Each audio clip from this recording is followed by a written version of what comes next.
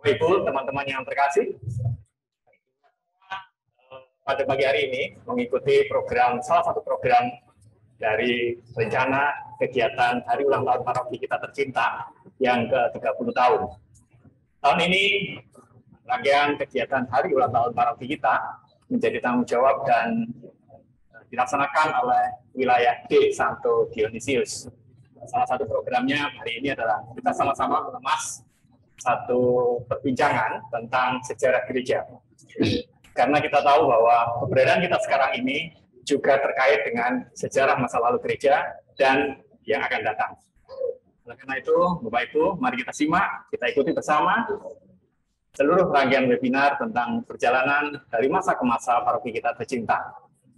Pada pagi hari ini, Bapak Ibu yang terkasih dan saudara-saudara yang ada di rumah dan dimanapun Anda berada, kami sengaja mengajak serta mengikut sertakan 3 orang narasumber dan 1 orang narasumber yang saat ini sudah berada di surga. Namun beliau dengan senang hati dan gembira ikut serta bersama-sama kita, bersama-sama dengan Anda semua mengikuti rangkaian webinar untuk Hari Ulang Tahun Paroki Kita Tercinta.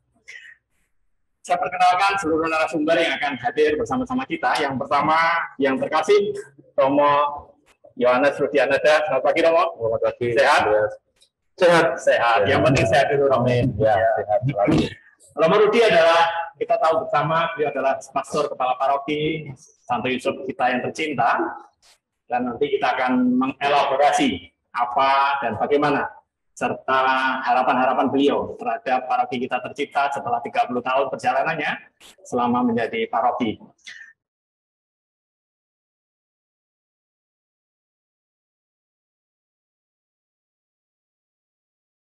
Ini kan menjadi sebuah paroki sejak tahun 1981.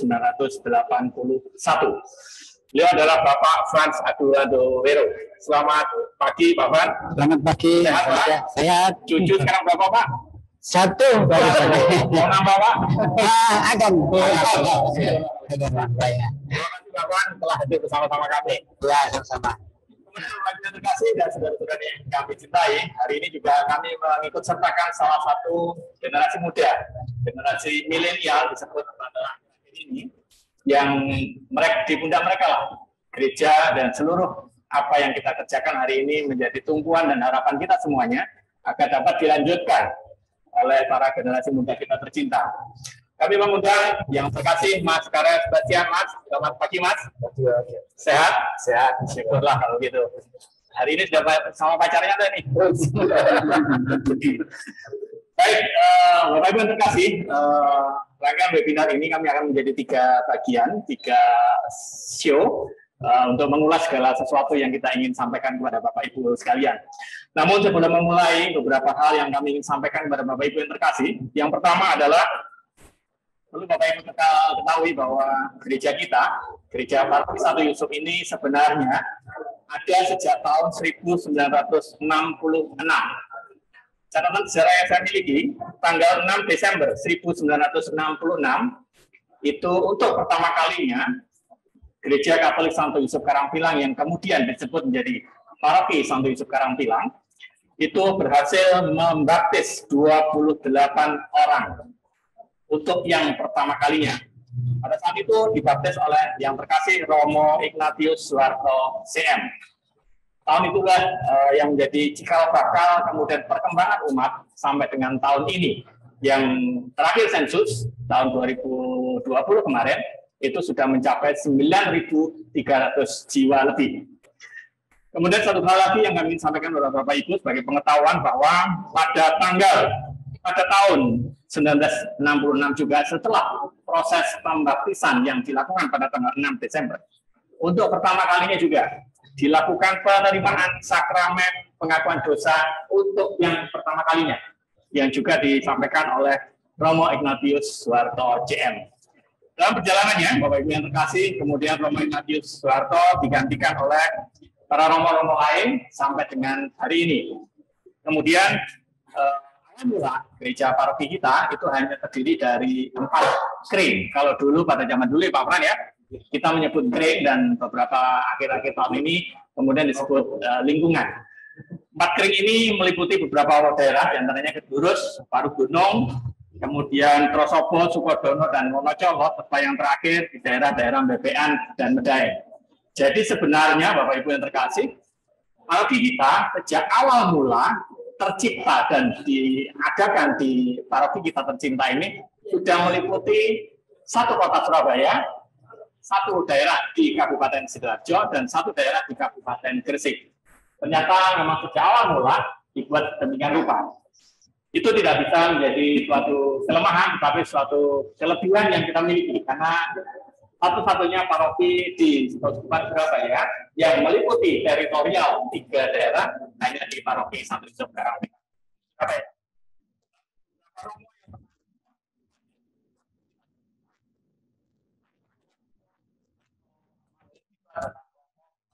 Yang pertama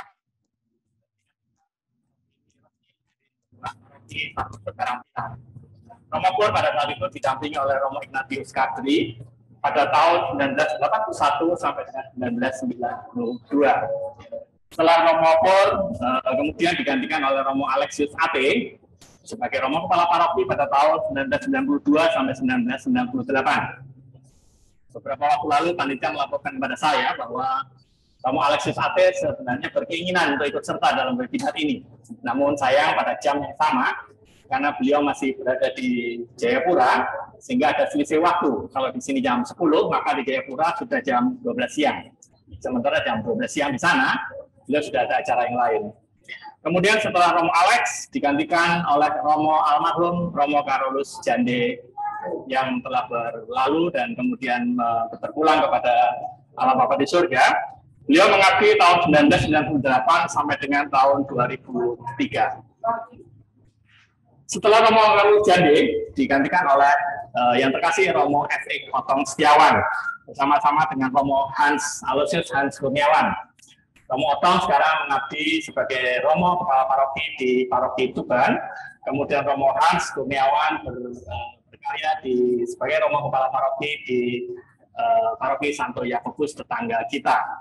Kemudian diikuti oleh Romo Yosef almarhum Romo Yosef Reko Boleng, kemudian diikuti Romo Ari Aloysius Aratia Wardana, kemudian Romo Aloysius Agus Wijatmiko, dan sampai saat ini akhirnya berpindah kewenangan sebagai pastor kepala paroki yang terkasih Romo Yohanes Rudianada yang telah berada di sebelah kiri saya. Romo Yohanes Rudianada berkarya dan mengabdi sebagai pastor kepala paroki di paroki kami, di paroki kita tercinta ini sejak tahun 2016. Ya, kita berharap semoga Romo Rudi Kerasan dan Bapak Uskup tetap memperkenankan beliau berkarya di tempat ini. Itu Bapak Ibu sekilas tentang sejarah perjalanan paroki kita tercinta sepanjang tahun, sejak tahun 1966, pada saat itu masih disebut Kapela Kecil, karena memang belum sempat disebut kapel, kemudian menjadi paci di daerah Wonocolo tahun nomor 90, kemudian berpindah ke paroki ini, di tempat ini, di kebenaran ini, menjadi paroki, sehingga kalau diurut sejak tahun 1966, itu akan berpindah menjadi 3 tempat. Di Pabrik Panci tahun 66, kemudian tahun sekitar 78-79 berpindah ke Wonocolo 90, kemudian tahun 80 berpindah di Kebraun 1 ini, dan yang terakhir nanti kita berharap proses pembangunan gereja di Jalan Sutadi Jenaputro dapat terwujud. Demikian Bapak Ibu yang terkasih, beberapa hal catatan penting yang akan kita ketahui bersama untuk menjadi bekal pengetahuan kita semuanya bagi Bapak Ibu dan generasi muda bahwa perjalanan kita para kita panjang. Baik, mari Bapak Ibu kita akan berdiskusi, berbincang-bincang santai dengan Romo Rudi, Pak Pran, lalu Mas Karet. Baik, yang pertama, ini saya ingin banyak tahu tentang hal masa ke masa menurut pemikiran, menurut pendapat dari Romo Rudi dahulu. Romo, ketika Romo mengikuti proses pendidikan di seminari, ada sebuah angan-angan, ada sebuah gambaran mengenai bagaimana manajerial, bagaimana mengelola sebuah paroki. Nah, karena Bapak Ibu perlu tahu juga bahwa Romo Rudi ini tidak ditahbiskan, baru pertama kalinya menjadi romo pastor atau pastor kepala paroki di paroki Salita. Betul ya, Pak? Betul. Karena sejak tahbisan beliau menjadi ministri kemahasiswaan di Universitas Widya Mandala Surabaya. Kemudian setelah itu oleh Bapak Uskup dipercayakan menjadi pastor kepala paroki di Karangpilang. Nah, itu semua yang saya ingin sampaikan. Saya kira ingin tahu banget kira-kira apa ekspektasi pada saat itu ketika Romo menyelesaikan studi di seminari, kemudian berkarya di Ministry Kemahasiswaan, dan baru pertama kalinya sejak itu menjadi pastor kepala paroki di Santo Yusuf. Ya, terima kasih Pak Andreas.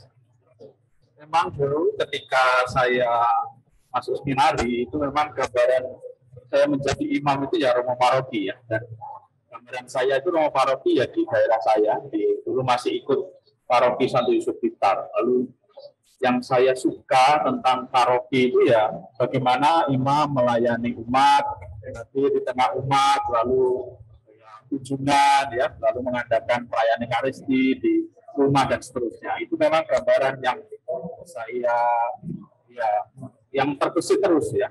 Lalu ketika saya jadi imam, lalu ternyata masih belum ya. Saya masih 6 tahun di pastoral mahasiswa, lalu baru tahun 2016 saya ditugaskan di paroki, dan tayangan itu muncul lagi bahwa wah nanti saya itu kunjungan ke umat ya, lalu mengadakan pelayanan Ekaristi, pelayanan sakramen begitu ya. Tetapi setelah saya masuk paroki ternyata itu hanya bagian kecil ya. Banyak tentu adalah dinamika paroki yang saya namanya Karangpilang ini kan kalau dilihat dari kota Surabaya kan agak ya, saya mau aja umat di pinggir, paling umatnya juga mungkin banyak tidak kompleks lah pikiran saya. Tapi setelah saya masuk Karangpilang ternyata umatnya tidak karu-karuan, banyak sekali. Itu pertama. Kedua adalah dari berbagai macam kelompok ya. Mungkin kalau boleh saya sebut juga kita Flores, ya Jawa, dan maksud saya semua suku ada, dan itu menurut saya sebuah fenomena tersendiri. Demikian juga dari sosialnya juga ya. Dari Karangpilang ini kan memanjang ya, paroki Karangpilang dari tadi contohnya Sukodono dari menanti ya. Saya memikirkan paroki yang di Karangpilang ini sejauh mana bisa menjadi pusat di umat di paroki, dan ternyata memang ketika saya masuk yang di paroki hanya sebagian kecil karena ternyata banyak kapel-kapel yang ada di sekitar paroki. Jadi saya masuk benar-benar hilang gambaran saya yang dulu di paroki itu begini ya, nanti kunjungan mengadakan perayaan Ekaristi, ternyata jauh lebih kompleks. Oke. Dan menurut saya itulah kekayaan gereja sebenarnya. Saya memang pada waktu itu gambaran terlalu besar ya, tetapi bagi saya wah ini luar biasa Karangpilang. Dan ini saya sebagai kekayaan, karena kekayaan Karangpilang. Ya. Lalu dengan ekspektasi yang sedikit meleset, begitu ya, Romo, sedikit keliru dengan ekspektasi panjenengan ketika masih berada di Santo Yusuf Blitar, kemudian memasuki masa studi, ternyata kenyataannya berbeda dengan yang ada di Karangpilang ini. Menurut Romo, kira-kira apa yang menjadi penekanan penting ketika Romo diharuskan menjadi pastor kepala paroki di Santo Yusuf Karangpilang ini dengan heterogenitas umat yang sangat-sangat heterogen, bahkan mungkin dari segala aspek kehidupan demografi pun sangat-sangat berbeda dan sangat-sangat heterogen. Kiat-kiat apa Romo sama ini? Ya, pertama yang ketika saya masuk ya langsung saya dengan berbagai macam orang inilah saya langsung ini pasti soal kebersamaan, soal persekutuan ya.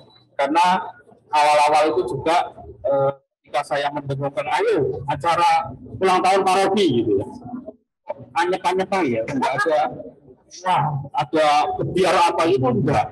Wah ini memang mungkin saking banyaknya, karena menurut saya ini kalau pakai bahasa yang lebih keren itu ya, ledakan bilang ini mungkin terlalu besar, sehingga kebersamaan tahunnya ini mungkin ya namanya kultur perkotaan ya, mungkin jadi tidak terlalu regap.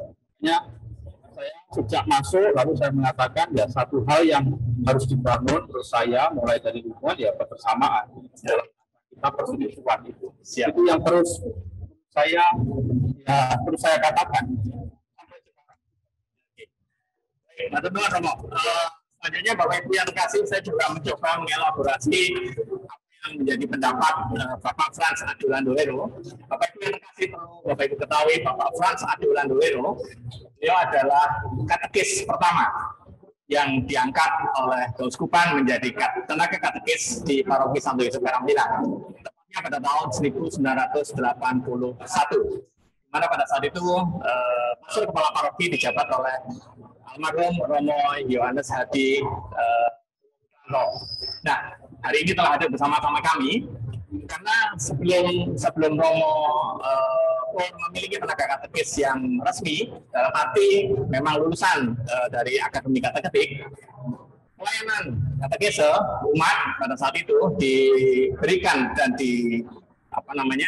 diemban oleh almarhum Bapak Stefanus Jayeng Susilo almarhum.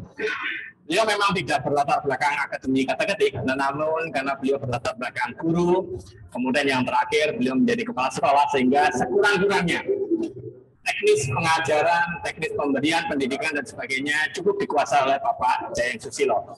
Oleh karena itu, maka kita perlu tahu sebenarnya pada saat itu Pak Frans ini mengalami proses bagaimana ketika beliau menjadi tenaga kateketik yang pertama di paroki kita tercinta. Pak Frans, ada hal yang penting bagi saya yang perlu kita ketahui, Pak Frans. Ya. Kira-kira Pak Frans pada saat itu berkarya sebagai katekis berapa tahun ya Pak di paroki kita? Ya, saya jawab. Pertama-tama saya perkenalkan diri dulu lah. Kelihatan topinya kan, ya. Oh, gitu. Ya. Ini topi tas Flores. Flores, oke. Namun, ya, Manggarai Flores saya hanya lulus SD di kampung. SMP, SMA, kuliah saya di Madiun. Di Madiun. Sehingga bahasa Jawa. Saya kuliah lulus tahun 80 bulan Desember. Ya, 80 bulan Desember akan, lalu ada pengumuman atau yudisium pada saat itu, lalu disebut bahwa saya akan menjadi katekis sepanjang. Sebenarnya sepanjang ya Pak? Sepanjang, bukan karantina. Ya. Jadi saya disebut karena kami hanya 17 yang lulus saat itu. Saya satu-satunya katekis yang ada di Surabaya. Disebutkan bahwa Frans akan ditempatkan di stasiun sepanjang. Iya. Karena stasiun sepanjang itu saya tidak tahu. Besoknya saya diantar Romo Rektor untuk menghadap Romo Paroki Hati Kudus Yesus. Iya, Romo. Nah, saat itu adalah Romo Dibio Karyono, betul. Ya, saya langsung baru tahu itu Romo Dibio, langsung ngobrol sebentar sama Romo Rektor. Lalu Romo Rektornya pergi mengantar teman ke Malang. Lalu Romo Dibio bilang, sopo. Pertanyaan itu sampai saya terngiang sampai, sopo. Dia bilang siapkan organ 1. Baik kalau begitu. Langsung saya diantar Romo Dibio ke stasiun sepanjang. Belum ada karantina, jadi stasiun sepanjang. Diantar lihat-lihat sini, terus dengan supir menemui Pak Saryono, yang saat itu ketua stasiun. Betul, Pak Saryono. Ya, lalu bersama-sama ke rumah Bapak Jarinto di Ngelom. Ya. Itu mertuanya Mas Rik. Ya, Mas Rik. Lalu ngobrol-ngobrol, terus kami tetap bertiga beli sepeda tinggi di sepanjang tereng. Romo Dibio bilang, naik sepeda ya. Jadi saya sepeda ontel untuk transportasi saya. Ya saya manis saja. Tahun 80. Nah, jadi dalam perjalanan dari katedral ke sini, Romo Dibio cerita-cerita banyak. Ini masuk kota Madia, ini dia tanggal 3 kalau tidak salah, 3 Desember gereja ini diresmikan. Lalu awal Januari 81 memang saya ke sini. Lalu akhir cerita yang itu saya diserahkan untuk tinggal sementara di rumah keluarga Bapak Jaringo di Malam sana. Jadi saya dimodali sepeda, ya keluarga juga ada yang menampung saya.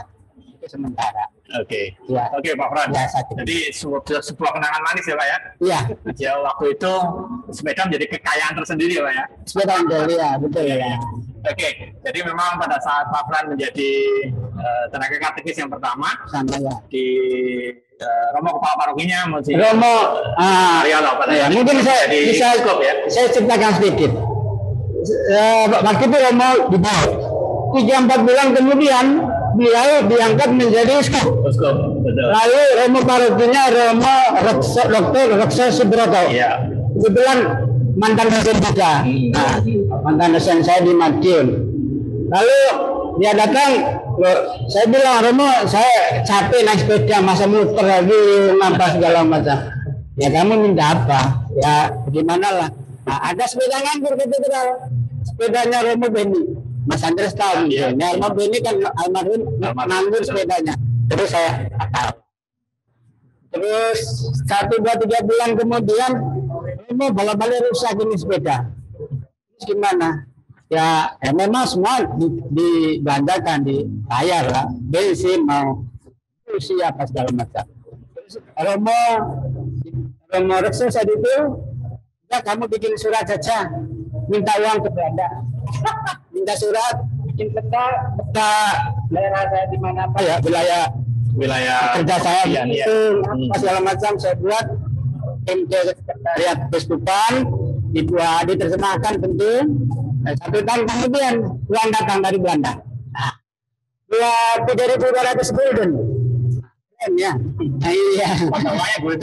Dapat uang. Uangnya belum datang, jadi 760.000 kalau nggak salah. Iya. Ada kasih Romo Furoto, sekretaris Keskupan itu duitmu. Terus duit kiri sepeda motor Yamaha CDI. Iya. Saya beli langsung, saya taruh di kaos kaki, uangnya. Itu termasuk kenangan indah. Oke. Ya. Lalu setelah itu saya teruskan Mas Andreas 3-4 bulan kemudian Romo Rekso Inisinya awal Juni kalau nggak salah, awal Juni Romo Pur datang. Nah, Romo Pur datang. Dia juga bekas Romo dosen saya, Romo Paroki pernah sama Julian tadi ya. Semua Romo-Romo yang saya alami ya, Romo yang pernah saya kenal. Oke. Ya. Baik, terima kasih Pak Fran. Iya. Menarik, cukup menarik berarti ya. Ada sebuah kisah-kisah tersendiri yang mungkin tidak ada dalam benak Pak Fran selama berpendidikan di tidak ada ya. Ya. Oke. Baik, saya berpindah ke Mas Karel nih Mas. Sebuah harapan banyak yang harusnya kita bisa berikan kepada Mas Karel sebagai generasi muda. Mas Karel, ada hal yang saya ingin tanyakan kepada Mas Karel. Yang pertama adalah, Mas Karel berapa lama ya berorganisasi di OMK ini? Jadi pengurus sih baru tahun kemarin, tapi sudah ikut sama anak-anak OMK udah sejak 2015. 2015 ya. Jadi Bapak Ibu, Mas Karel Sebastian ini adalah ketua organisasi orang muda Katolik Paroki Santo Yusuf yang baru tahun 2020 kemarin terpilih Mas ya, menggantikan Mas Jepri waktu itu ya. Oke. Profesion Mas Karel. Lalu Mas Karel, apa yang Anda sebenarnya kenapa sih tertarik menjadi bagian pengabdian karya pastoral melalui orang-orang muda Katolik ini? Nah, soalnya pertama sih saya awalnya sih gara-gara saya lihat teman-teman KOMK kalau ke gereja tuh kayak akrab, aktif. Saya jadi kayak ingin juga gereja juga punya teman, juga punya ikut ambil bagian kemajuan paroki gitu sih. Iya, ya. Lalu sejauh ini Mas Karel, sebatas pengetahuan Mas Karel, kira-kira apa keinginan Mas Karel untuk melihat sebuah benang merah dari masa perjalanan masa ke masa paroki kita tercinta, kemudian saat ini orang-orang muda dipercayakan kepada Mas Karel sebagai ketua OMK, lalu nantinya di ke depan ini ya kita semua sudah waktunya untuk beralih ke pemimpinan dan sebagainya. Mas Karel tentu akan mengemban amanah sebagai generasi penerus gereja kita. Kira-kira apa yang Anda inginkan? atau apa yang telah Anda lakukan untuk menyambung sejarah ini? Tentu kami sudah meneruskan budaya baik dari para senior, dari para orang tua.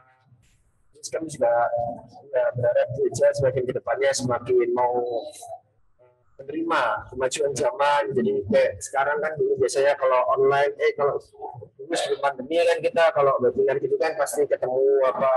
Sekarang kan kemajuan zaman kayak online, gitu. Nah itu sudah mulai baik. Lalu sebenarnya apa yang Anda inginkan dari para generasi yang telah lalu ini terhadap karya-karya Mas Karel ini? Inginnya sih ya jelas disupport sama dikasih kepercayaan gitu aja sih Pak. Kayak ya supaya semua orang-orang tua itu kayak percaya aja lah. Yang kalau lakuin ini pasti buat kebaikan paroki. Oke. Ya, terima kasih Mas Karel. Lalu Romo Rudi, sebenarnya apa sih nilai-nilai kehidupan menggereja ini yang menurut Romo perlu dipertahankan? Lalu apa yang tidak perlu dipertahankan dan bahkan mungkin perlu tanda petik juga dieliminasi tetapi minimal dikurangi? Ya, yang pertama memang saya tadi juga sudah menyampaikan tentang keberagaman ya, keberagaman kita, lalu juga begitu luasnya wilayah Karangpilang, begitu banyaknya jumlah umat, itu menurut saya memang yang harus terus dijaga itu ya soal persaudaraan ya, soal persaudaraan. Baik di tingkat paroki sampai nanti di tingkat hubungan. Karena memang mungkin terlalu luas, terlalu banyak sehingga komunikasi tidak mudah. Ya, sehingga kadangkala ada miskomunikasi, ya. Informasi yang harusnya datang hari ini seminggu baru datang. Nah, yang perlu akan ya bagaimana komunikasi ini bisa segera dan cepat dipahami. Yang tentu harus dihindari atau dihilangkan ya persepsi-persepsi negatif ya. Jangan sampai muncul karena mungkin komunikasi yang tidak lancar sehingga muncul pikiran-pikiran negatif. Nah itu yang menurut saya memang harus dihindari. Karena itu yang sangat menurut saya akan mengganggu kebersamaan dan persekutuan. Ya, Pak Fran, sebelum sesi pertama ini berakhir, Pak Fran, satu hal yang saya ingin tahu dari Pak Fran, apa perbedaan relasi Pak Fran sebagai tenaga katekis kepada umat maupun umat dengan para romo zaman dulu, zaman Pak Fran jadi tenaga katekis di paroki kita dibanding dengan masa-masa sekarang ini. Kira-kira apa perbedaan utamanya Pak Fran? Ya kalau sekarang kan karena zaman yang maju ya media sosial ini menjadi hal yang sangat penting dibandingkan masa saya dulu hal berkumpul itu hal yang penting ya, saling ketemu antara umat, antara pengurus itu hal yang sangat penting saat itu ya, karena belum ada handphone ya, komunikasinya surat menyurat itu hal yang sangat penting. Oke. Baik, terima kasih Pak Fran, dan sesi yang terakhir untuk sesi pertama untuk Mas Karel. Mas Karel, kira-kira ada keunikan apa yang Anda tangkap di dalam organisasi orang muda Katolik di zaman sekarang ini? Anda ada keunikan apa atau sesuatu yang sangat spesifik saat seperti ini? Mungkin benar kata Pak juga sekarang anak muda sih lebih kayak secara orang ini kayak sekedar Zoom aja kita sudah mulai bisa nikah gitu sih. Itu aja sih dari saya. Kerinduan enggak Pak Mas Karel? Pasti sih Pak, soalnya seru-serunya kita video conference tetap pasti lebih asik kalau ketemu bareng, kata-kata bareng. Oke. Jadi memang masih tetap merindukan sebuah pertemuan dengan secara fisik maksudnya seperti itu Mas ya. Oke. Baik, terima kasih. Perlu saya ingatkan bahwa proses webinar ini panitia juga menyediakan beberapa door prize. Ya, door prize ini dapat diraih oleh Bapak Ibu dengan memberikan pertanyaan, dengan menyampaikan pertanyaan via chat kepada kami melalui kolom chat yang ada di Zoom atau di fasilitas YouTube di kamera atau di handphone atau di laptop Bapak Ibu. Silakan Bapak Ibu kirimkan pertanyaan-pertanyaan yang menarik yang nanti akan ditentukan oleh panitia siapa yang akan menjadi pemenang dari door prize yang telah disediakan panitia. Semoga Bapak Ibu berkenan untuk menyampaikan pertanyaan-pertanyaan kepada kami dan kami harapkan kita dapat menyelesaikan seluruh program webinar ini dengan gembira. Baik Bapak Ibu, kita rehat sejenak, jangan tinggalkan tempat Anda, kita ikuti saat-saat istirahat sebentar. Silakan.